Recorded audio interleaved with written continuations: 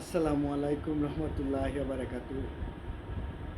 আপনারা সকলেই জানেন যে গত কিছুদিন আগে একটা ভিডিও করছিলাম।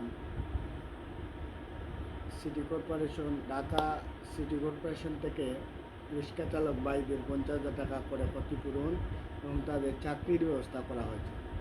আসলে আমি মানে ওই যারা যারা দায়িত্ব নিয়ে ঢাকা শহরে ডিএমপি সহ সিটি কর্পোরেশনের কর্তা ব্যক্তিরা বসে আছে, আসলে তাদের কাণ্ডজ্ঞানহীন কর্মকাণ্ড দেখে আসলে আমরা বিব্রত এবং তীব্র প্রতিবাদ এবং নিন্দা জানাই। শাহবাগে যে টং দোকান আমরা সব সময়ই সব জায়গাতেই অগ্রাধিকার পায় যান এবং মালকে রক্ষা করার জন্য দেশের প্রশাসন এবং অর্গানাইজেশন এগুলা কাজ করে থাকে মানুষের জানমাল নিরাপত্তা দেওয়ার জন্য, কিন্তু তারা বারবার এই মালের ক্ষতি করছে। আমি জানি না কী কারণে সিটি কর্পোরেশন এবং ঢাকা ডিএমপি উদ্যোগ নিয়েছে। তারা যেভাবে টং দোকানগুলোকে দুমড়ে মুচড়ে একদম মাটির সাথে মিশিয়ে দিচ্ছে, দিয়ে তারপর আবার ওইগুলা নিয়েও যাচ্ছে।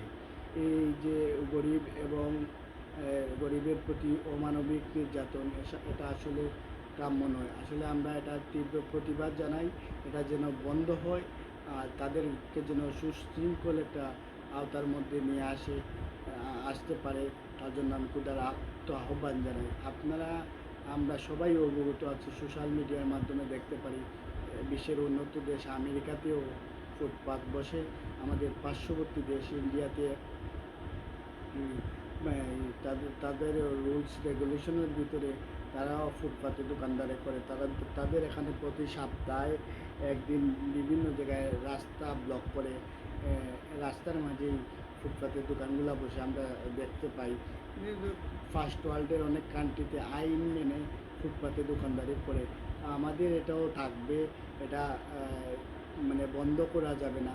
আশা করি ঢাকা সিটি কর্পোরেশন এবং ডিএমপি যে ক্ষয়ক্ষতি মানুষের মালের ক্ষয়ক্ষতি না করে, যাতে তারা অবশ্যই সুশৃঙ্খলভাবে একটা আইন কাঠামোর মধ্যে এই হকার বাইদের নিয়ে আসবে বলে আমি বিশ্বাস করি এবং তাদের এই এহেন কর্মকাণ্ডের তীব্র প্রতিবাদ জানাই। এই বলে আমি আজকের মতো বিদায় নিচ্ছি। আসসালামু আলাইকুম, সবাই ভালো থাকবেন।